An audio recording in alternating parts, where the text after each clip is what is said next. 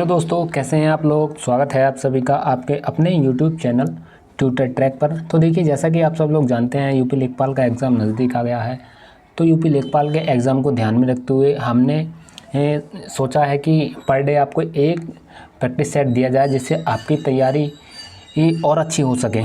तो देखिए, आज ये प्रैक्टिस सेट नंबर 1 है और इसके बाद में पर डे आपको हम एक प्रैक्टिस सेट की कोशिश करेंगे, आपको पर डे एक प्रैक्टिस सेट दिया जाए। तो चलिए शुरू करते हैं। हम बात करते हैं अब पहले प्रश्न की। इसमें कहा गया है, सिंधु सभ्यता का स्थल कालीबंगन किस राज्य में अब स्थित है। तो देखिए, सिंधु सभ्यता का जो कालीबंगन है, ठीक है, वो राजस्थान में स्थित है। तो यहाँ पर ऑप्शन ए हमारा बिल्कुल सही उत्तर हो जाता है। ठीक है, अब अगला प्रश्न है, ब्रिटिश शासन द्वारा किए गए आर्थिक निकास पर पुस्तक किसने लिखी थी। तो देखिए, ब्रिटिश शासन द्वारा दिए गए भारतीय आर्थिक निकास पर पुस्तक जो है दादा भाई नौरोजी ने लिखी थी। तो यहाँ पर ऑप्शन सी हमारा बिल्कुल सही उत्तर हो जाता है। ठीक है, अब अगला प्रश्न है, चंपारण सत्याग्रह 1917 में किसानों की मुख्य शिकायत किससे संबंधित थी। तो देखिए, इसमें चंपारण सत्याग्रह जो 1917 में जो हुआ था, उसमें जो किसानों की मुख्य शिकायत थी वो देखिए तिनकठिया प्रणाली से संबंधित थी। तो यहाँ पर ऑप्शन डी हमारा बिल्कुल सही उत्तर हो जाता है। अब अगला प्रश्न है, स्वदेशी आंदोलन में मुख्य भूमिका किसने निभाई थी। तो ये आपको बताना है। तो देखिए, स्वदेशी में जो आंदोलन है उसमें मुख्य भूमिका बंगाल के छात्रों ने निभाई थी। तो यहाँ पर ऑप्शन ए हमारा बिल्कुल सही उत्तर हो जाता है। अब अगला प्रश्न है, द्वितीय एवं तृतीय गोलमेज सम्मेलन में किस उर्दू कवि को आमंत्रित किया गया था, ये आपको बताना है। तो देखिए, जो द्वितीय एवं तृतीय गोलमेज सम्मेलन है, ठीक है, उसमें मोहम्मद इकबाल जो उर्दू के कवि हैं उनको आमंत्रित किया गया था। तो यहाँ पर ऑप्शन बी हमारा बिल्कुल सही उत्तर हो जाता है। ठीक है, अब अगला प्रश्न है, भारतीय संविधान सभा के संवैधानिक सलाहकार कौन थे। तो देखिए, संविधान सभा थी उसके संवैधानिक सलाहकार BN राव थे। आप सब लोग जानते हैं, ये अभी इनको काफ़ी हाईलाइट कर दिया गया। ठीक है, आपको ये आप इन्हें जानते होंगे अच्छी तरीके से। ठीक है, तो यहाँ पर ऑप्शन बी हमारा बिल्कुल सही उत्तर हो जाता है। अब अगला प्रश्न है, भारतीय संविधान का कौन सा भाग मूल कर्तव्यों से संबंधित है। तो आप सब जानते हैं, भाग 4A जो है वो मूल कर्तव्यों से संबंधित है। तो यहाँ पर ऑप्शन बी हमारा बिल्कुल सही उत्तर हो जाता है, भाग 4A। ठीक है, अब अगला प्रश्न है, आधार बिल 2016 को लोकसभा में कैसे प्रस्तुत किया गया था। तो देखिए, आधार बिल 2016 को लोकसभा में एक धन विधेयक के रूप में प्रस्तुत किया गया था। तो यहाँ पर ऑप्शन बी हमारा बिल्कुल सही उत्तर हो जाता है। ठीक है, अब बात करते हैं हम अगले प्रश्न की। इसमें कहा गया है, 42वें संविधान संशोधन 1976 में क्या शामिल नहीं था। तो देखिए, जो मतदान की आयु 21 से लेकर 18 वर्ष की गई थी, ये 61वें संविधान संशोधन 1989 के द्वारा की गई थी। ये 42वें संविधान संशोधन में शामिल नहीं था। तो यहाँ पर ऑप्शन डी हमारा बिल्कुल सही उत्तर हो जाता है। ठीक है, अब बात करते हैं हम अगले प्रश्न की। अगला प्रश्न है, अनेकता में एकता मनाने के लिए कौन सा कार्यक्रम शुरू किया गया था, ये आपको बताना है जी। ठीक है, तो अनेकता में एकता मनाने का जो कार्यक्रम शुरू किया गया था, ये देखिए, ये एक भारत श्रेष्ठ भारत के कार्यक्रम में शुरू किया गया था। तो यहाँ पर ऑप्शन डी हमारा बिल्कुल सही उत्तर हो जाता है। ठीक है जी, अब बात करते हैं हम अगले प्रश्न की। अगला प्रश्न है, कौन सा राज्य म्यांमार के साथ सीमा अपनी साझा नहीं करता है, ये आपको बताना है। ऑप्शन ए है अरुणाचल प्रदेश, ऑप्शन बी है मिजोरम, ऑप्शन सी है सिक्किम, ऑप्शन डी है मणिपुर। तो देखिए, जो सिक्किम है, ठीक है, वो म्यांमार के साथ सीमा साझा नहीं करता है। ठीक, तो यहाँ पर ऑप्शन सी हमारा बिल्कुल सही उत्तर हो जाता है। अब बात करते हैं हम अगले प्रश्न की।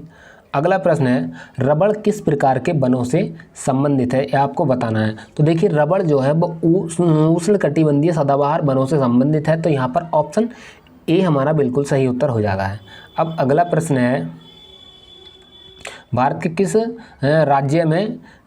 किस राज्य का जनसंख्या घनत्व सर्वाधिक है। तो देखिए, अगर जनसंख्या घनत्व की बात करूं मैं, तो सर्वाधिक जनसंख्या घनत्व जो है बिहार राज्य का है, लेकिन बिहार राज्य तो ऑप्शन में है नहीं, और दूसरे नंबर पर पश्चिम बंगाल का है। तो यहाँ पर प्रश्न के अनुसार हमारा ऑप्शन बी जो है बिल्कुल सही उत्तर हो जाता है।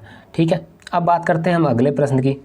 21 जून को दोपहर 12 बजे सूर्य की किरणें किस अक्षांश पर सीधी पड़ती हैं? तो देखिए 21 जून को जो है सूर्य कर्क रेखा के लंबवत होता है, तो कर्क रेखा 23.5 डिग्री पर होती है, तो यहाँ पर 23 डिग्री 30 मिनट उत्तरी अक्षांश, तो यहाँ पर ऑप्शन बी हमारा बिल्कुल सही उत्तर हो जाता है। ठीक है जी। अब बात करते हैं हम अगले प्रश्न की।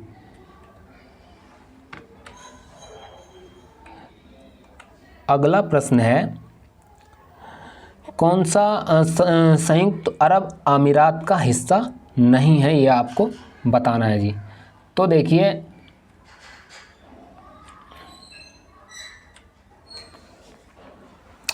जो रास लानूफ है, ठीक है, ये संयुक्त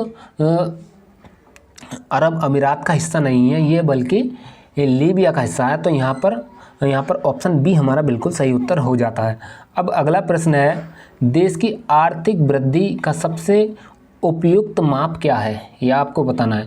तो देखिए देश की आर्थिक वृद्धि का जो सबसे उपयुक्त माप है वो है प्रति व्यक्ति की वास्तविक आय, तो यहाँ पर ऑप्शन डी हमारा बिल्कुल सही उत्तर हो जाता है। अब बात करते हैं हम अगले प्रश्न की। अगला प्रश्न है, यूएन ने उपभोक्ता संरक्षण के दिशा निर्देश कब अंगीकार किए थे, तो यह आपको बताना है। तो देखिए यूएन ने उपभोक्ता संरक्षण के निर्देश जो 1985 में जो है अंगीकार किए थे, तो यहाँ पर ऑप्शन सी हमारा बिल्कुल सही उत्तर हो जाता है 1985। ठीक है। अब बात करते हैं अगले प्रश्न की। भारत में हीरे की खान कहाँ पर है, आपको ये बताना है। तो देखिए भारत में हीरे की खान मध्य प्रदेश के पन्ना ज़िले में है, तो यहाँ पर ऑप्शन सी हमारा बिल्कुल सही उत्तर हो जाता है जी। ठीक है। अब अगला प्रश्न है, सांबर झील किसकी उपज के लिए जानी जाती है, यह आपको बताना है।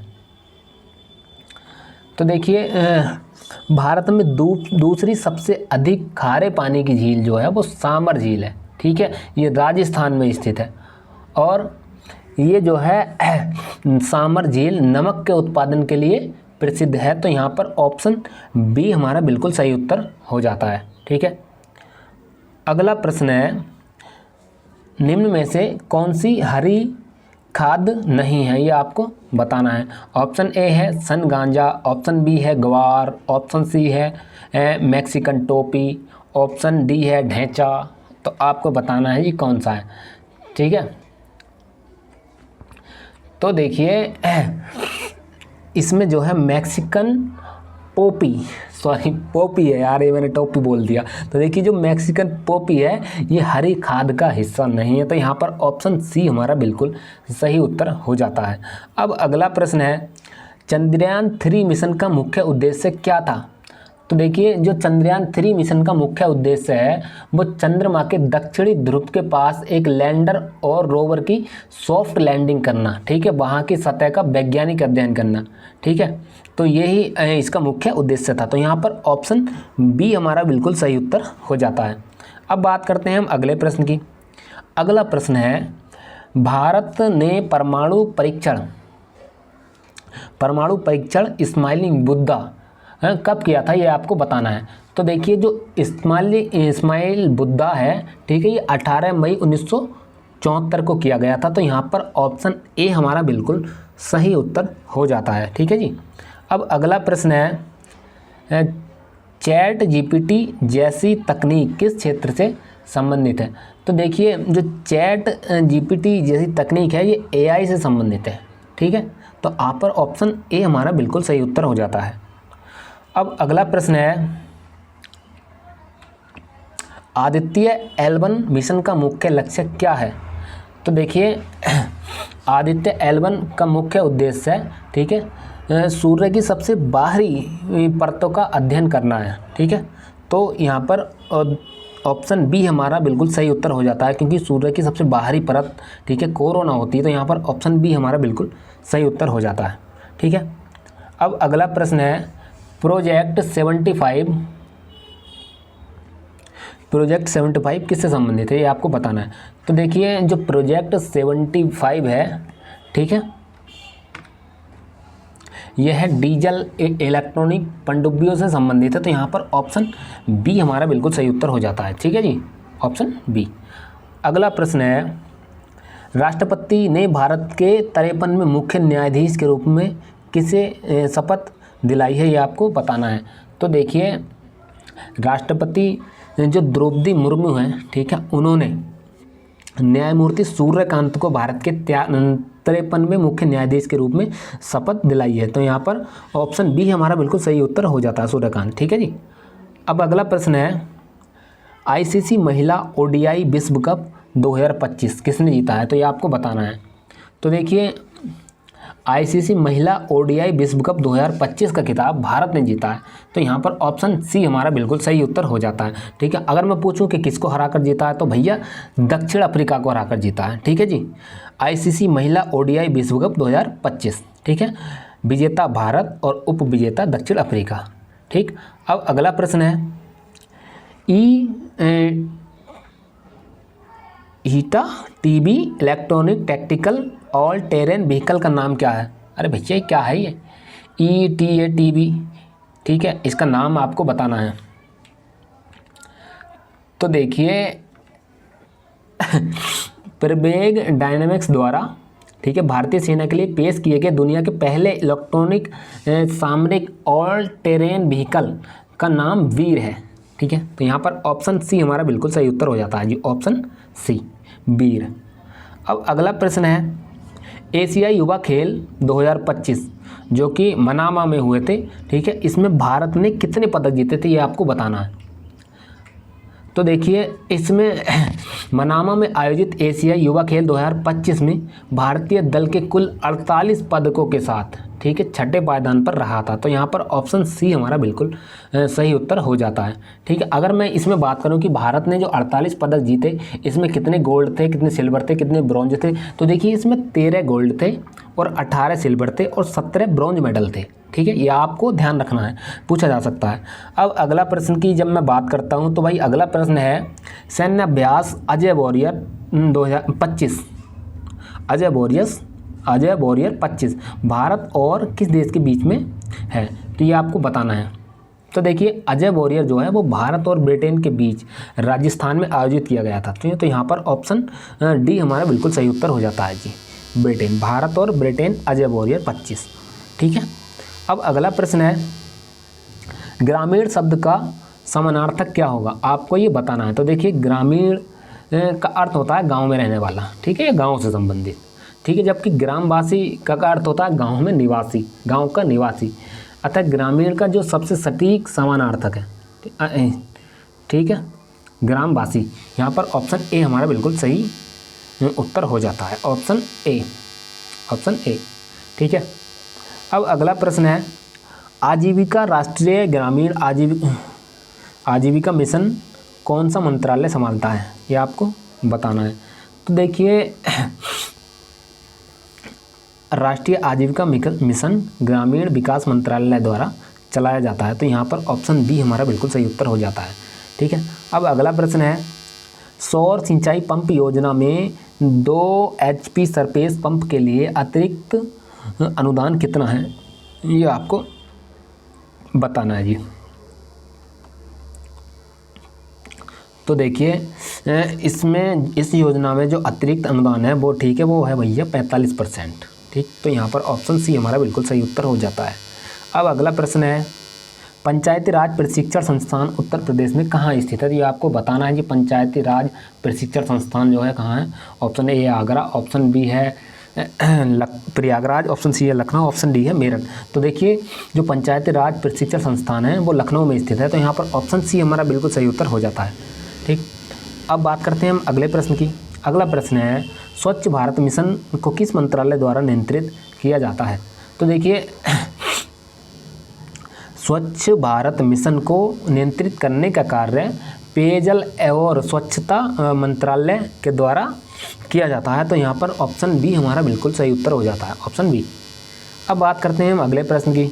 अगला प्रश्न है, किस समूह में खाद्य श्रृंखला का सही निर्माण होता है, ये आपको बताना है। तो देखिए, ये प्रश्न थोड़ा आधा आधा सा न लग रहा, ठीक है। तो ये इस प्रश्न में थोड़ी सी मिस्टेक है, ठीक है। अब अगला प्रश्न देखते हैं। अगला प्रश्न है प्राकृतिक वातावरण जिसमें जीव निवास करता है क्या कहलाता है, ये आपको बताना है। तो देखिए वह क्षेत्र या प्राकृतिक वातावरण जिसमें कोई जीव जो है सामान्य रूप से रहता है, ठीक है, उसे प्राकृतिक आवास के रूप में जाना जाता है। तो यहाँ पर ऑप्शन ए हमारा बिल्कुल सही उत्तर हो जाता है, ठीक है। अब अगला प्रश्न है बंगाल टाइगर किसका राष्ट्रीय पशु है, ये आपको बताना है। तो देखिए जो बंगाल टाइगर है, ठीक है, भारत और बांग्लादेश का राष्ट्रीय पशु है। तो यहाँ पर ऑप्शन बी हमारा बिल्कुल सही उत्तर हो जाता है। अब बात करते हैं हम अगले प्रश्न की। गंगा एक्शन प्लान किस वर्ष में सुझाया गया था, ये आपको बताना है। तो देखिए जो गंगा एक्शन प्लान है, ठीक है, वो 1985 में शुरू किया गया था। तो यहाँ पर ऑप्शन डी हमारा बिल्कुल सही उत्तर हो जाता है, ठीक है जी। अब बात करते हैं हम अगले प्रश्न की। अगला प्रश्न है निम्नलिखित में से भूरा कार्बन उत्सर्जन कौन सा है, आपको ये बताना है। भूरा कार्बन उत्सर्जन कौन सा है। तो देखिए औद्योगिक ग्रीन हाउस गैसों का जो उत्सर्जन है, ठीक है ना, उसको भूरा कार्बन उत्सर्जन कहलाता है, ठीक है। तो यहाँ पर ऑप्शन बी हमारा बिल्कुल सही उत्तर हो जाता है, ठीक है, ठीक है जी। अब बात करते हैं हम अगले प्रश्न की। अगला प्रश्न है राष्ट्रीय आपदा प्रबंधन योजना कब जारी की गई थी, आपको ये बताना है। तो देखिए जो राष्ट्रीय आपदा प्रबंधन योजना है वह 1 जून 2016 को जारी की गई थी। तो यहाँ पर ऑप्शन ऑप्शन सी हमारा बिल्कुल सही उत्तर हो जाता है, ठीक है। अब बात करूँ मैं अगले प्रश्न की। अगला प्रश्न है आपदा प्रबंधन अधिनियम 2005 में वित्तीय व्यवस्था का मुख्य उद्देश्य क्या है, ये आपको बताना है। तो देखिए जो आपदा प्रबंधन अधिनियम 2005 है, ठीक है, उसमें वित्तीय व्यवस्था का मुख्य उद्देश्य त्वरित राहत, ठीक है, और प्रभावी पुनर्वास और दीर्घकालीन आपदा न्यूनीकरण को सुनिश्चित करने पर केंद्रित है, ठीक है। तो यहाँ पर ऑप्शन डी हमारा बिल्कुल सही उत्तर हो जाता है, ठीक है। अब अगला प्रश्न है राज्य आपदा प्रबंधन प्राधिकरण का अध्यक्ष कौन होता है, ये आपको बताना है। तो देखिए जो राज्य आपदा प्रबंधन प्राधिकरण है उसका अध्यक्ष जो है राज्य का मुख्यमंत्री होता है। तो यहाँ पर ऑप्शन सी हमारा बिल्कुल सही उत्तर हो जाता है। अब अगला प्रश्न है एसडीआरएफ का गठन करने का अधिकार किसके पास है। तो देखिए एसडीआरएफ जो है उसका गठन करने का अधिकार है राज्य सरकार के पास है, ठीक है। तो यहाँ पर ऑप्शन ए हमारा बिल्कुल सही उत्तर हो जाता है। अब अगला प्रश्न है आपदा न्यूनीकरण के क्षेत्र में अंतर्राष्ट्रीय फ्रेमवर्क कौन से हैं, ये आपको बताना है। तो देखिए विश्व स्तर पर आपदा न्यूनीकरण एवं प्रबंधन के क्षेत्र में प्रमुख अंतर्राष्ट्रीय ढांचे एवं समझौते में Sendai framework for disaster risk reaction Paris समझौता 2015, United Nations office for disaster risk reaction, ठीक है। तो UNDRR है। तो यहाँ पर ऑप्शन सी हमारा बिल्कुल सही उत्तर हो जाता है। ऑप्शन सी नहीं, ऑप्शन डी, ठीक है। सेंडाई फ्रेमवर्क, पेरिस समझौता, UNDRR, ठीक है, ये सभी जो हैं आपदा न्यूनीकरण के क्षेत्र से संबंधित है। तो यहाँ पर ऑप्शन जो है डी हमारा बिल्कुल सही उत्तर हो जाता है। अब अगला प्रश्न है भाषा, यहाँ से शायद हिंदी शुरू हो गई है अब, ठीक। अब अगर मैं बात करूँ तो देखिए हिंदी का पहला प्रश्न है भाषा की सबसे छोटी इकाई को क्या कहा जाता है, तो ये आपको बताना है। तो देखिए भाषा की जो सबसे छोटी इकाई है, ठीक है, उसको वर्ण कहा जाता है। तो यहाँ पर ऑप्शन जो है ई हमारा सही उत्तर हो जाता है, ठीक, जो कि वर्ण ऑप्शन में है नहीं। अगर वो पूछता कि भाषा की सबसे छोटी सार्थक इकाई क्या होती है तो यहाँ पर शब्द हमारा उत्तर हो जाता है, लेकिन उसने भाषा की सबसे छोटी सार्थक इकाई न पूछ के उसने भाषा की सबसे छोटी इकाई को पूछा। तो यहाँ पर ऑप्शन ई हमारा बिल्कुल सही उत्तर हो जाता है। अब अगला प्रश्न है निम्न में से कौन सा जो है युग्म गलत है, ये आपको बताना है जी, ठीक है। तो देखिए जो ऑप्शन सी है श्रद्धा धन आनंद, ठीक है, ये ऐसा नहीं हो कि श्रद्धा धन आनंद होता है, तो यहाँ पर ऑप्शन जो है सी हमारा बिल्कुल सही उत्तर हो जाता है। ये होता है श्रद्ध प्लस आनंद, ठीक है, ऑप्शन सी हमारा बिल्कुल सही उत्तर हो जाता है। अब अगला प्रश्न है निरउपसर्ग का प्रयोग किस शब्द में हुआ है, तो यह आपको बताना है।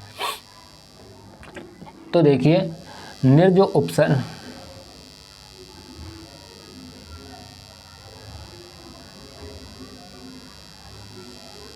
निरउपसर्ग का प्रयोग, तो इसमें तो शायद कोई सा नहीं लग रहा है यार, इस प्रश्न में थोड़ी सी मिस्टेक लग रही है भाई, ठीक है, तो ये थोड़ा डाउट में है प्रश्न, इसे मैं बाद में बताऊंगा।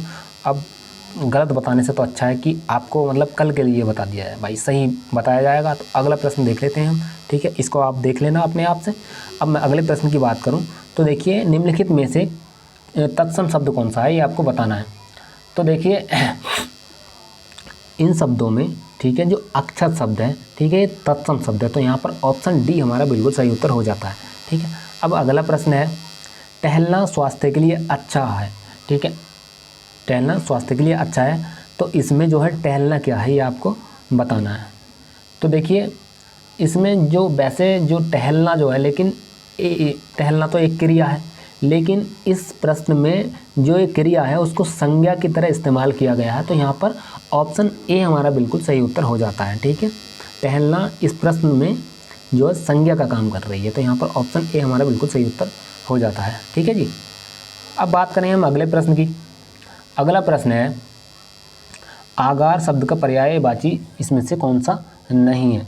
तो देखिए जो घाम शब्द है वो आगार का पर्यायवाची नहीं है, ठीक है, शेष जो हैं वो सब आगार के पर्यायवाची हैं, तो यहाँ पर ऑप्शन बी हमारा बिल्कुल सही उत्तर हो जाता है। अब बात करते हैं हम अगले प्रश्न की। अगला प्रश्न है कौन सा शब्द स्त्रीलिंग नहीं है, आपको ये बताना है। तो देखिए प्रार्थना, मछली, ये जो है ये तो स्त्रीलिंग है ही। अब बात करूँ मैं इसमें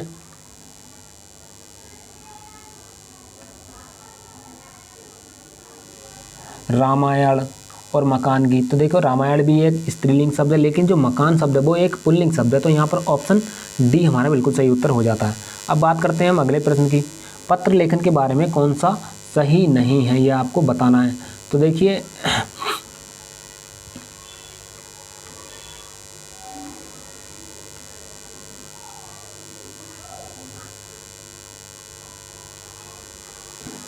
ऑप्शन ए है छोटों को तुम्हारा शुभ चिंतक लिखना, ठीक है, तो भैया ये भी सही है, ठीक। सरकारी पत्र में सादर नमस्ते लिखना, भाई इसमें थोड़ा सा कन्फ्यूज़न है, लेकिन इसमें उत्तर यही माना है आयोग ने, ठीक है, ऑप्शन बी, ठीक है, सरकारी पत्र में सादर नमस्ते लिखना, ये मतलब पत्र के अनुसार सही नहीं है। अब बात करते हैं अगले प्रश्न की। अशर्फियाँ लूटें और कोयले पर मोहर का अर्थ क्या है, ये आपको बताना है। तो देखिए ऑप्शन ए है बड़े खर्च पर ध्यान न देना और छोटे में कंजूसी, ठीक, तो यहाँ पर ऑप्शन ए ही हमारा बिल्कुल सही उत्तर हो जाता है। अब अगला प्रश्न है कौन सा विकासकर्ता तकनीक के साथ सुमेलित नहीं है, ये आपको बताना है। तो वॉन न्यूमैन आर्किटेक्चर बिल्कुल सही बात है, ये भी ठीक है, ठीक है। और एलन ट्यूरिंग, तो भाई एलन ट्यूरिंग तो यार कंप्यूटर वैज्ञानिक से संबंधित है, यहाँ पर यही हमारा बिल्कुल सही उत्तर हो जाता है, ठीक है, यही हमारा सुमेलित नहीं है, ऑप्शन बी, ठीक है। एलन ट्यूरिंग जो है वो इससे संबंधित डेटा मैनेजमेंट से संबंधित नहीं है, यही हमारा बिल्कुल सही उत्तर हो जाता है। अब अगला प्रश्न है आईआरसी का विस्तार तो क्या है, आईआरसी का विस्तार ये आपको बताना है। तो देखिए जो आईआरसी है, ठीक है, इसका पूर्ण रूप होता है internet relay chat, internet relay chat, तो यहाँ पर ऑप्शन बी हमारा बिल्कुल सही उत्तर हो जाता है। अब अगला प्रश्न है कोर 2 डियो किससे संबंधित है। ठीक, ये कंप्यूटर चल रहा है आप, तो ये कोर 2 डियो किससे संबंधित है ये आपको बताना है। तो देखिए जो कोर 2 डियो है, ठीक, तो ये ड्यूल कोर प्रोसेसर है। तो यहाँ पर ऑप्शन डी हमारा बिल्कुल सही उत्तर हो जाता है, core 2 duo, dual core processor. ठीक है जी। अब बात करें हम अगले प्रश्न की। अगला प्रश्न है कौन सा लाइसेंस सॉफ्टवेयर संशोधित करने और साझा करने की अनुमति देता है, ये आपको बताना है जी। तो देखिए कॉपी लेफ्ट लाइसेंस, ठीक, जो है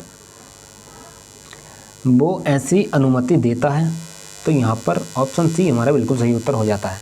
अब अगला प्रश्न है क्लाइंट और सर्वर के बीच मध्यस्थ सॉफ्टवेयर कहलाता है, यह आपको बताना है जी। क्लाइंट और सर्वर के बीच मध्यस्थ सॉफ्टवेयर कौन सा होता है। तो देखिए क्लाइंट और सर्वर के बीच मध्यस्थ सॉफ्टवेयर स्विच होता है। तो यहाँ पर ऑप्शन जो है भैया बी हमारा बिल्कुल सही उत्तर हो जाता है। ठीक, अब बात करें हम अगले प्रश्न की। अगला प्रश्न है कंप्यूटर में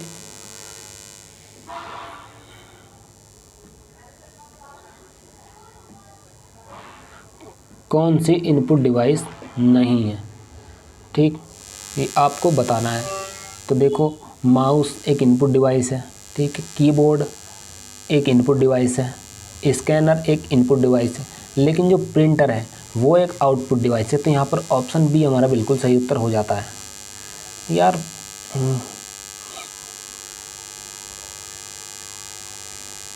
ये वाला जो प्रश्न है इसमें थोड़ा सा डाउट लग रहा है भाई, आप इसको देख लेना। ठीक है जी, क्लाइंट और सर्वर के बीच वाला। ठीक, अब बात करें हम अगले प्रश्न की। अगला प्रश्न है समानांतर पोर्ट में कितने बिट डेटा जो है भेजे जाते हैं, ये आपको बताना है। तो देखिए समांतर पोर्ट में एक बार में 8 बिट डेटा को संचरित करते हैं। तो यहाँ पर ऑप्शन डी हमारा बिल्कुल सही उत्तर हो जाता है। अब अगला प्रश्न है 2025 का संदिग्ध ईमेल डोमेन उदाहरण कौन सा है, ये आपको बताना है।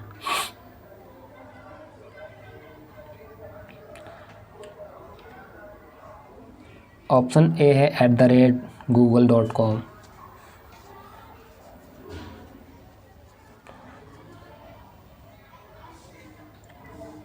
भाई मुझे तो इनमें से कोई सा नहीं लग रहा यार।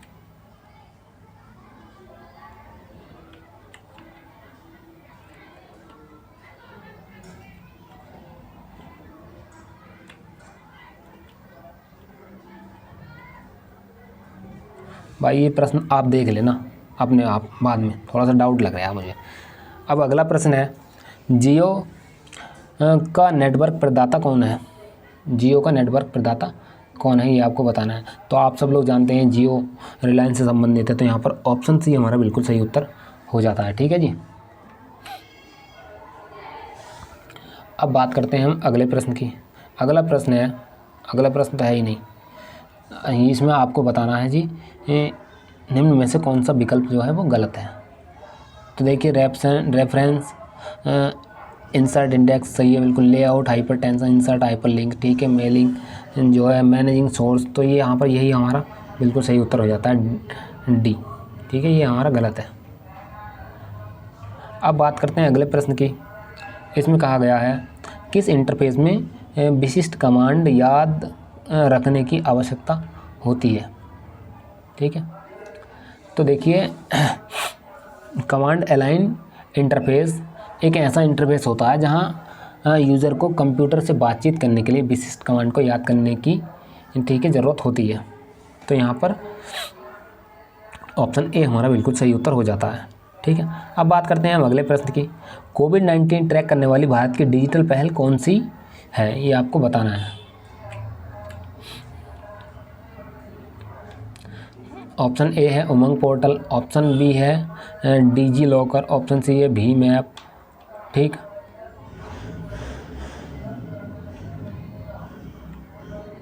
और ऑप्शन सी है भीम ऐप, ऑप्शन डी है आरोग्य सेतु। तो देखिए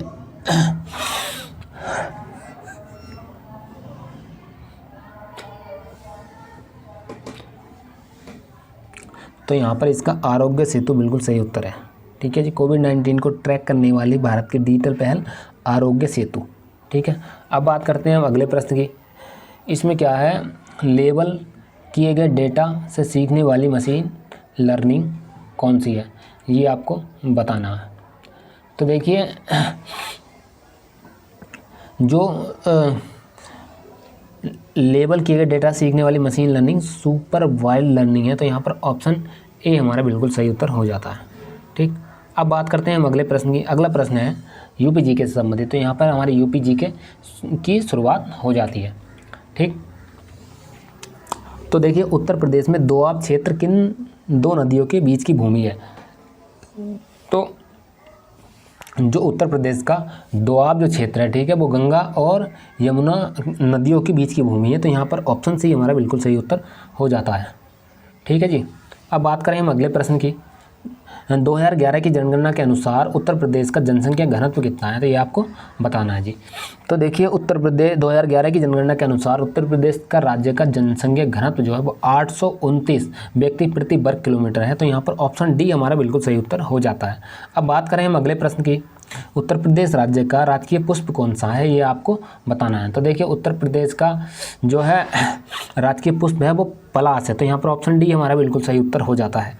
अगला प्रश्न है अयोध्या शहर किस नदी के किनारे बसा हुआ है, ये आपको बताना है। ऑप्शन ए है यमुना, ऑप्शन बी है Ghaghara, option C Saryu, option D Gomti. तो देखिए जो अयोध्या शहर है वो सरयू नदी के किनारे स्थित है। तो यहाँ पर ऑप्शन सी हमारा बिल्कुल सही उत्तर हो जाता है। अब बात करें हम अगले प्रश्न की। अगला प्रश्न है महेंद्र सिंह टिकैत ने 1987 में किस मुद्दे पर विरोध प्रदर्शन किया था, तो ये आपको बताना है। तो देखिए महेंद्र सिंह टिकैत ने 1987 में पश्चिमी उत्तर प्रदेश में बिजली दरों में प्रस्तावित वृद्धि के विरुद्ध जो है किसान आंदोलन किया था। तो यहाँ पर ऑप्शन डी हमारा बिल्कुल सही उत्तर हो जाता है। ठीक, अब बात करें हम अगले प्रश्न की। अगला प्रश्न है वित्तीय लेन देन में पारदर्शिता लाने वाली उत्तर प्रदेश की वेबसाइट कौन सी है, ये आपको बताना है।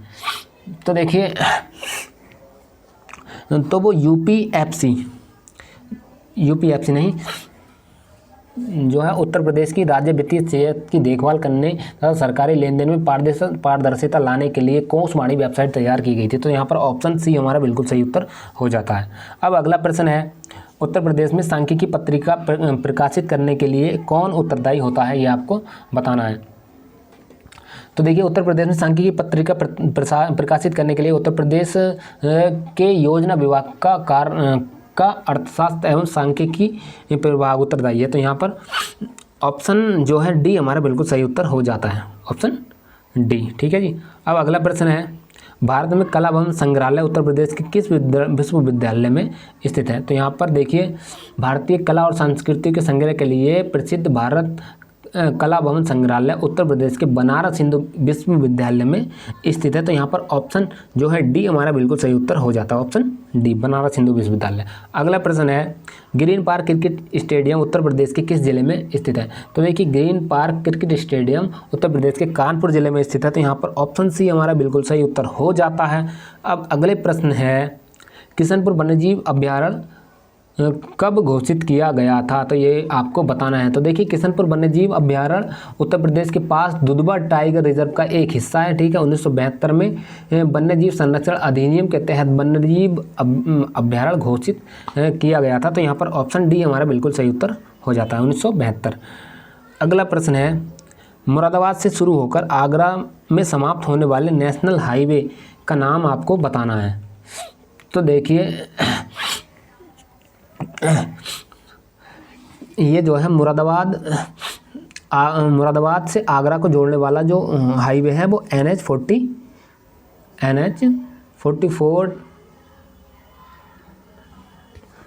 नहीं भाई साहब, दो NH-59 है ये शायद। ठीक है, NH-509 यहाँ पर ऑप्शन ये हमारा बिल्कुल सही उत्तर हो जाता है। अब अगला प्रश्न है UPRBUNL का गठन किस अधिनियम के तहत और कब हुआ था, ये आपको बताना है।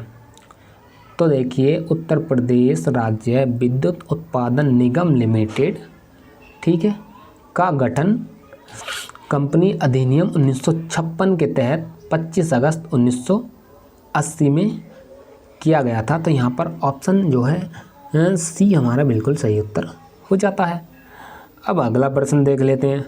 अगला प्रश्न है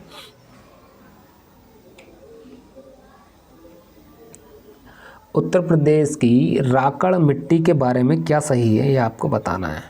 तो देखिए उत्तर प्रदेश की जो राकड़ मिट्टी है यहाँ पर तिल और चने की फसलें उगाई जाती हैं। तो यहाँ पर ऑप्शन सी हमारा बिल्कुल सही उत्तर हो जाता है, ठीक है। अब बात करें हम अगले प्रश्न की। अगला प्रश्न है उत्तर प्रदेश का कौन सा ज़िला दशहरा के नक्कटिया जुलूस के लिए प्रसिद्ध है। तो देखिए उत्तर प्रदेश का वाराणसी ज़िला, ठीक है, इससे संबंधित है। यहाँ पर ऑप्शन जो है बी हमारा बिल्कुल सही उत्तर हो जाता है। अगला प्रश्न है कानपुर निर्माण के समय कौन सा गांव उसमें शामिल नहीं था, ये आपको बताना है। तो देखिए कानपुर निर्माण के समय, ठीक है, उसमें बिट्ठूर उसमें शामिल नहीं था, ठीक है। तो यहाँ पर ऑप्शन सी हमारा बिल्कुल सही उत्तर हो जाता है। अब अगला प्रश्न है अनुच्छेद 243 जे के अनुसार राज्य विधानमंडल क्या विनियमित कर सकता है, ये आपको बताना है।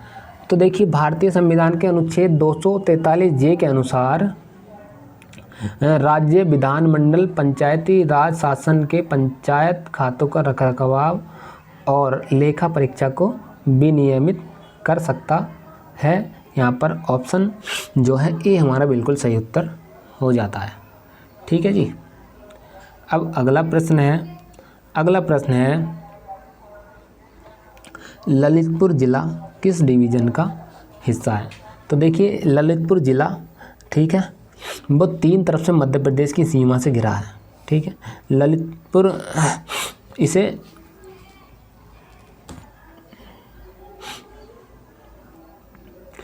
झांसी डिवीज़न का एक हिस्सा माना गया है। तो यहाँ पर ऑप्शन जो है सी हमारा बिल्कुल सही उत्तर हो जाता है, ठीक है। ललितपुर झांसी डिवीज़न का एक हिस्सा है। अब अगला प्रश्न है उत्तर प्रदेश के कृषि जलवायु क्षेत्र में उत्पादकता सबसे अधिक है किस क्षेत्र में, ये आपको बताना है जी, ठीक है। तो देखिए जो उत्तर प्रदेश का पश्चिमी क्षेत्र है, ठीक है, वहाँ पर उत्पादकता जो है अधिक है। तो यहाँ पर ऑप्शन जो है सी हमारा बिल्कुल सही उत्तर हो जाता है, पश्चिमी क्षेत्र, ठीक है जी। अब अगला प्रश्न है निम्नलिखित में से कौन सा जोड़ा गलत सुमेलित है, आपको ये बताना है। ऑप्शन ए है सहरिया ललितपुर, ऑप्शन बी है चेरो वाराणसी, ऑप्शन सी है बैगा सोनभद्र, ऑप्शन डी है खरबार गोरखपुर। तो देखिए यहाँ पर जो है खरबार गोरखपुर ये इससे सुमेलित नहीं है, ठीक है। तो यहाँ पर ऑप्शन डी हमारा बिल्कुल सही उत्तर हो जाता है, ठीक है। अब अगला प्रश्न है उत्तर प्रदेश में डीजल लोकोमोटिव वर्क्स कहाँ है। भाई ये लास्ट प्रश्न है, ठीक है। इसमें हमने डीआई का प्रश्न नहीं लिए हैं, बाकी और 90 प्रश्नों का इसमें मैंने सॉल्यूशन कराया है। और डीआई के लिए हम सोच रहे हैं कि डीआई की एक अलग से एक्स्ट्रा क्लास लाई जाए, ठीक है। उसके लिए हम काम कर रहे हैं। अगर आपको वीडियो अच्छी लगी है, ठीक है, अगर आप लेखपाल के सीरियस कैंडिडेट हैं, ठीक है, तो आप हमारे चैनल को सब्सक्राइब कर दीजिए और वीडियो लाइक कर दीजिए। और कहाँ कहाँ आपको वीडियो अच्छी लगी वो भी कमेंट करके बताएं, और कहाँ आपको वीडियो के पार्ट में कमी लगी वो भी आप हमें कमेंट करके बता सकते हैं, ठीक है ना। बाकी थैंक यू आप सब लोगों को लास्ट तक बने रहने के लिए। अगली वीडियो कल पर डे आपको एक प्रैक्टिस सेट दिया जाएगा, ठीक है। आप इससे अपनी तैयारी बहुत अच्छी कर पाएंगे, ठीक है। Thank you.